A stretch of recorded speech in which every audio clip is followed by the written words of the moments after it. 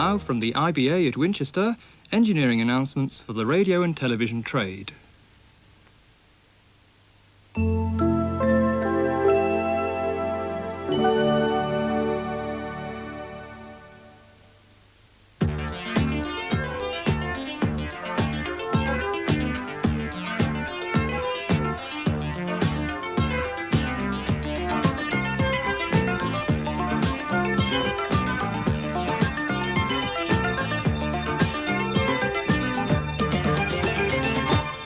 Hello and welcome to the last engineering announcements for 1986.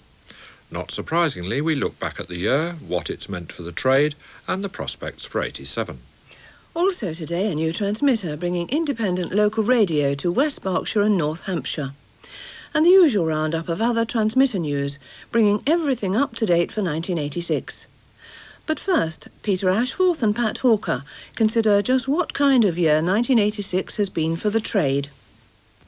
I'll put this as delicately as I can, Pat. It seems to me that progress in a number of broadcasting fields, one thinks of cable, satellite, even receiver development, things like that, has been only at best very modest.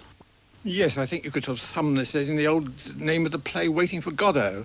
In many cases, there are political decisions that need to be made. In some cases, of course, during the year, decisions actually were made, but as they're long-term things, it's going to take time for them to come into being. I would very much agree with you. Really, this Christmas, we're facing very much the same set of sales, products and so on that we did last year. Nothing very major has happened in the shops during the year, except there's been a reasonably good boom in sales. Let's look at the next 12 months. What do you think now that you'll be able to look back at in 12 months' time and say, now that was a big development, that was a major change that was announced, that is going to influence the industry, is going to affect dealers and so on? Well, the most obvious one of the lot, of course, is the rotary head digital audio tape recorder, the so-called RDAT machines, which will give to tape the same improvements in quality and so on as the compact disc, and yet at the same time also give a recording ability. There are some people who fear that it could seriously affect the compact disc sales. On the other hand, one must say that the disc and tape have always coexisted quite well, and there's no reason to suppose that that situation will change. But certainly we should see the first of the RDAT machines on the market this coming year. The progress of our old friends cable and satellite does appear, I'm sure to people on the outside at any rate, to be exceedingly slow. Do you think next year will show any great change at all? I can't see it. The latest figures that I have are up to October the 1st, and then there were about 180,000 subscribers, homes subscribing, which was about 16% of homes passed. Over the year, the number of homes passed has certainly increased quite considerably on the newer systems, but the actual penetration figure, or the figure of 16% or something like that, is not very high. And, of course, much the same situation arises with satellites. As long as the satellites are low power and you need big dishes, I cannot see that number increasing very fast. Although, of course, 88, you've got the possibility of the Astra satellite going up with its medium power distribution satellite. That may change things, but that's not due to happen until 88. And then, of course, we have to wait until 90 for the high-power satellite. DBS. Mm-hmm. You did mention then this new digital tape recording system that you felt may figure within the next 12 months. Is there anything at all in the field of radio and television receivers that you think may be comparable? Well, we've seen, actually, this year we've seen the flat screens catch on and so on. There's more and more digital processing going into television receivers, which have got a number of advantages, but not such immediately obvious. One of the things I think that products for the high street have to have is something which catches the eye and is immediately obvious to the purchaser. So there are problems there, but certainly there's a good demand for receivers at the moment. Thank you, Pat. Transmitter news now, starting with a major extension to Radio 210's Reading coverage. The company's new franchise includes the Basingstoke and Andover area, for which a new transmitter has been installed at Hannington. The new area also includes Newbury, Hungerford, Odium and even Crawley, where we're speaking from at the moment. The coverage is on VHF only, on 102.9 MHz in stereo.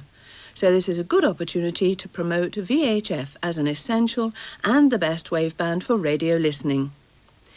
Trade tests are now in full swing, with programmes beginning at midday on the 1st of January. New relays now, and in East Sussex the Eastbourne relay, which came on briefly last week, has had to be switched off because of widespread reception difficulties. Many people with high-gain aerial systems using weak out-of-area signals found their reception marred in the presence of the strong local signal. Clearly we'll have to leave well alone over Christmas, and we'll agree a date with the BBC when the relay can be switched on again with everyone geared up for a changeover. More on this in the new year, and we've a special teletext page on TVS Oracle, page 297. On the Isle of Wight, Luckham began transmissions last week. This is for about 260 unserved people in Luckham Village and parts of Shanklin, as far as Little Stairs Point. The relay also covers another 220 people, at present marginally served by Rowridge, Midhurst or Hannington.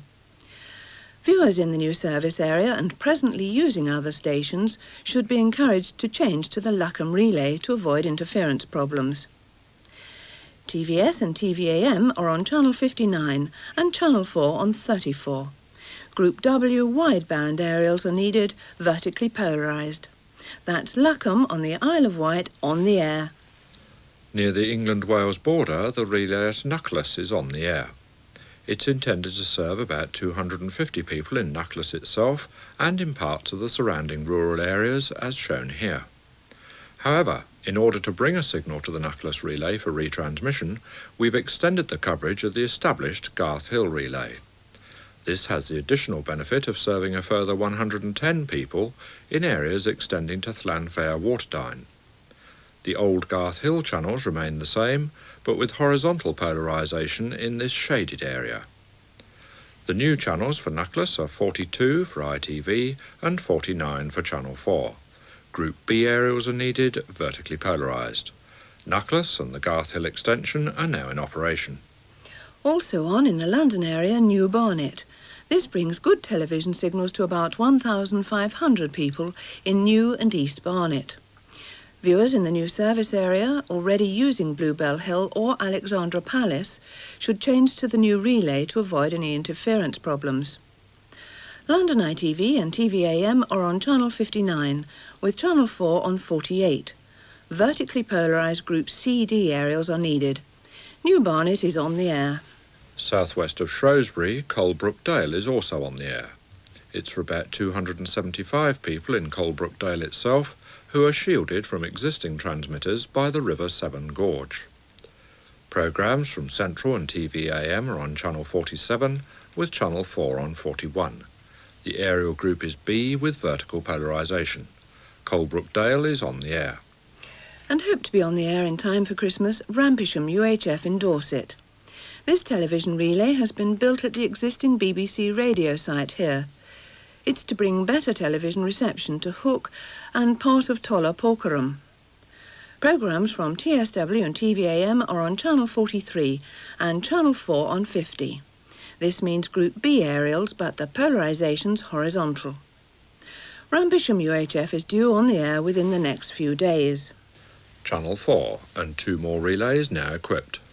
In Sheffield, Totley Rise on Channel 42, and in Scotland near Ballater, Tulloch on 65, a little ahead of schedule.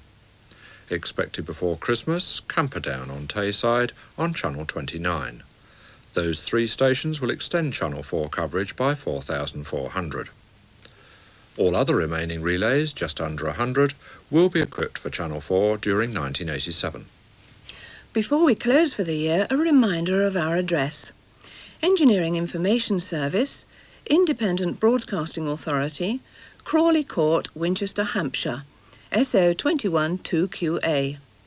The telephone number is Winchester, dialing code 0962 822444. The office closes at midday tomorrow, but reopens on Monday the 29th of December. There'll be no engineering announcements next Tuesday, but we'll be back on the air on the 6th of January. We do hope you'll join us then. In the meantime, have a happy and peaceful Christmas, and spare a thought for the transmitter and studio engineers who will no doubt keep the system ticking over while we're all enjoying ourselves. From Murray Nicholson and from me, John Lovell, and all those who have contributed this year, goodbye from Crawley Court.